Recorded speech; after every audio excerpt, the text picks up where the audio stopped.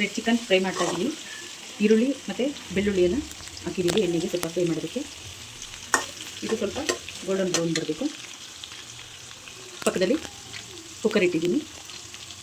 ಚಿಕನ್ನ ಈಗ ತೊಳೆದು ಹಾಕ್ತಾಯಿದ್ದೀವಿ. ಈಗ ತೊಳೆದಿದ್ದು ಚಿಕನ್ನ ಹಾಕ್ತಾಯಿದ್ದೀವಿ.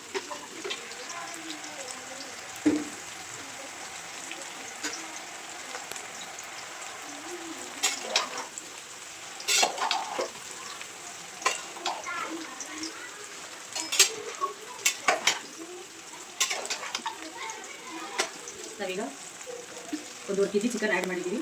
ಇದಕ್ಕೆ ಸ್ವಲ್ಪ ರುಚಿಗೆ ತಕ್ಕಷ್ಟು ಉಪ್ಪು, ಮಾಂಸಕ್ಕೆ ಹಿಡಿಯೋಷ್ಟು ಉಪ್ಪು ಹಾಕಬೇಕು.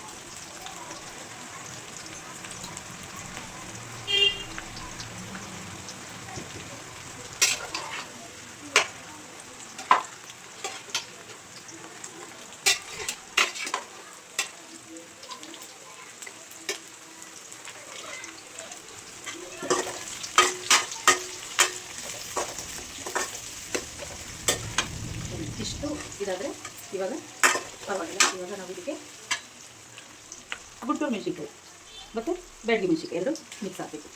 4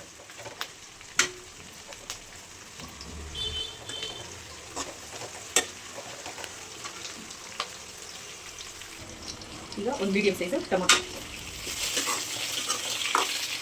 ಒಂದು ಟೊಮೊಟೊ ಹಾಕಿದ್ರೆ ಸಾಕು. ಚಿಕನ್ಗೆ ಜಾಸ್ತಿ ಟೊಮೊಟೊ ಹಾಕಿದ್ರೆ ಟೇಸ್ಟ್ ಚೆನ್ನಾಗಿರೋದಿಲ್ಲ. 1 kg ಮಾಡ್ತೀರಂದರೆ ನೀವು 1 ಟೊಮೊಟೊ, ಚಿಕ್ಕದು 1 ಟೊಮೊಟೊ. 1.5 kg ಅದು ಸ್ವಲ್ಪ ಮೀಡಿಯಮ್ ಇರೋ ಟೊಮೊಟೊ. ನನಗೊಂದು ಮೀಡಿಯಮ್ ಇರೋ ಟೊಮೊಟೊ ಹಾಕಿದ್ದೀನಿ. ಈಗ ನಾವು ಚಿಕನ್ ಬೇಯಿಸೋಕ್ಕೆ ಸ್ವಲ್ಪ ಅರಿಶಿನ ಆಡ್ ಮಾಡೋಣ.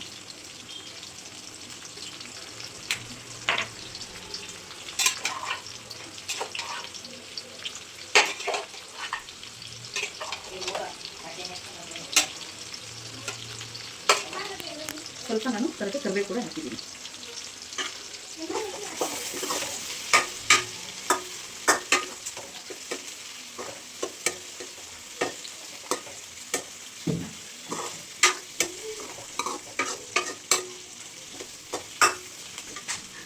ನೋಡಿ, ಇಷ್ಟಾದರೆ ಇವಾಗ ಸಾಕು. ಈಗ ಆಫ್ ಮಾಡಿಬಿಡೋಣ. ಗ್ಯಾಸ್ ಆಫ್ ಮಾಡಿ, ನಾವು ಗ್ಯಾಸ್ ಆಫ್ ಮಾಡಿದ್ಮೇಲೆ ಪುಡಿ ಏನಿದ್ರು ಹಾಕಬೇಕು. ಗ್ಯಾಸ್ ಆಫ್ ಮಾಡೋಕ್ಕಿಂತ ಮುಂಚೆನೇ ಪುಡಿಗಳು ಹಾಕಿದ್ರೆ ಪುಡಿ ಎಲ್ಲ ತಳ ಕಚ್ಚುತ್ತೆ, ಸೀದೋಗುತ್ತೆ, ಟೇಸ್ಟ್ ಚೆನ್ನಾಗಿರಲ್ಲ, ಫ್ಲೇವರ್ ಹೋಗ್ಬಿಡುತ್ತೆ.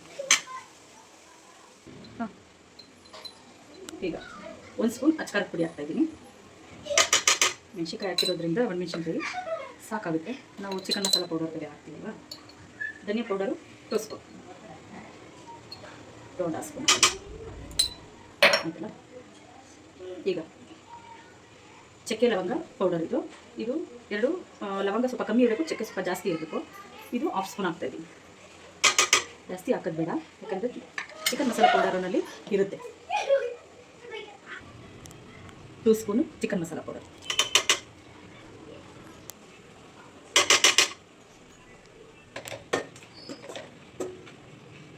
ಈಗ ಈ ಬಿಸಿನಲ್ಲೇ ಸ್ವಲ್ಪ ಮಿಕ್ಸ್ ಮಾಡಿ.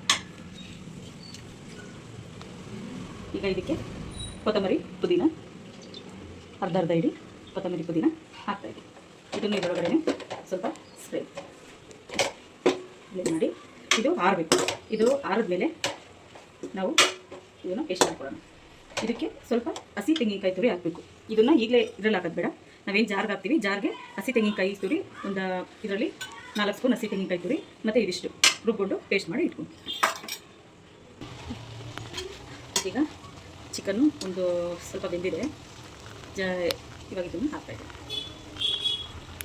ಮಸಾಲೆ ಹಾಕ್ತಾಯಿದ್ದೀನಿ ಅಷ್ಟೇ.